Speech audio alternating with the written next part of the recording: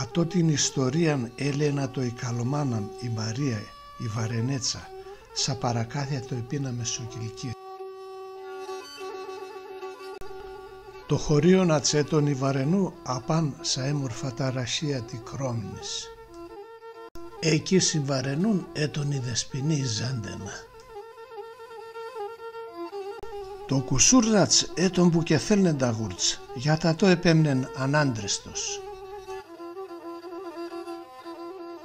Εκοβαλάβεν τα γούρτς με τα δαυρία και τα πέτρας, γιατί επήραζαν ατέν. Έλεπαν ατέν οι αγούρ και έλαζαν δρόμων. Έναν ημέραν επεφάσισε να πάει στο περιβόλ το ίσεν. Θα πάω στο περιβόλ να τσακελίζω τα δεντρά, είπεν. Ίσεν έναν έμορφον περιβόλ με μήλα και αχλάδια, κάμποσον μακρά στο χωρίον. Εσαλακώθεν το τσακέλ, έπαιρεν ο λίγον ψωμίν και γαΐσα πέσαινα λινών πεσκυρόπων και χπάστεν στο περιβόλνατς.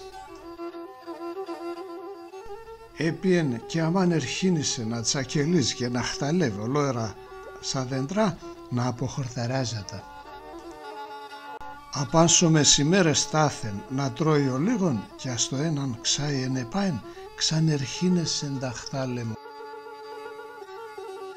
Ο νούσατς στη δουλείαν εδεύεν η ώρα και χαπέρ και πέρενάτο.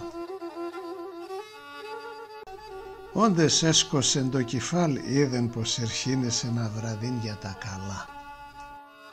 Ενούντζεν ατόρα να φεύγω κι γίνεται, θα πιάν με η σκοτία συστράταν.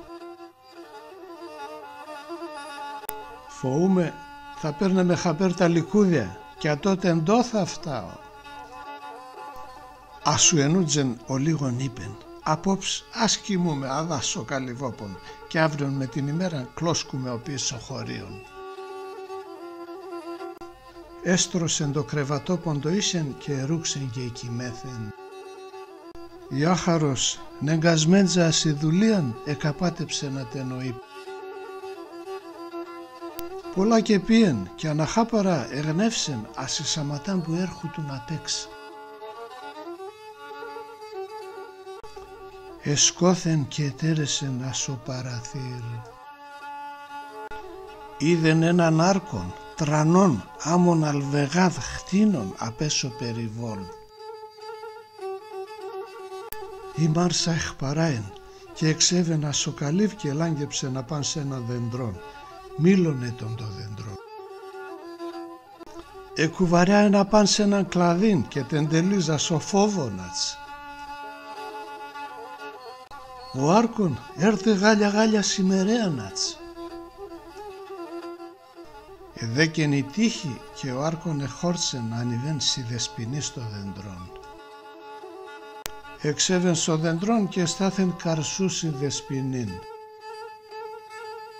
Η δεσποινή εκουβαρяεν κι άλλο πολλά και εξάκι λαταρίζει και εκεί δεν άτεν ο άρκον. Ο άρκον άρχινα και τρώει τα μήλα. Κόφτε έναν μήλον, κλώθια το σωμέρος τη φέγγονος να τερεί μιαν σαπεμένον, τα σαπεμένα κι τρώιατα. Όπως έτον σουμά στην δεσποινήν, κόφτε έναν μήλον και κλώσκεται σωμέρος ατς να τερία το σοφέγγο. Η Μάρσα η δεσποινή εθάρεσεν πως ο άρκον θέλ να δίατεν το μήλον και αχπαραγασμέντζα όπως έτον κουίσον άρκον. Κι θέλατο.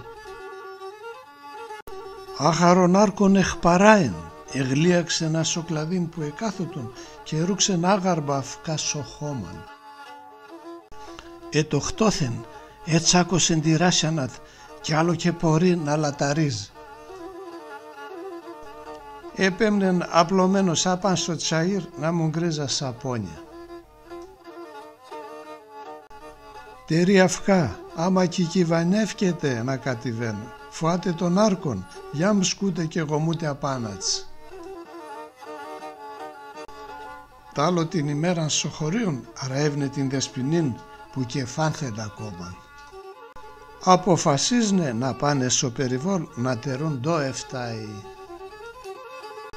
Έπαιραν οι αγούρ τα κοπάλια, τα ιφτιάρια, τα τσακέλια και ίνταν άλλο έβραν και χπάσταν στη Δεσποινή στο περιβόλ. Έβραν την Δεσποινήν άπανσο δεντρών, άμμον κουβαρόπων και ο άρκον αυκάσο τσαΐρ απλωμένος να μουν γκρίζα σαπόνια.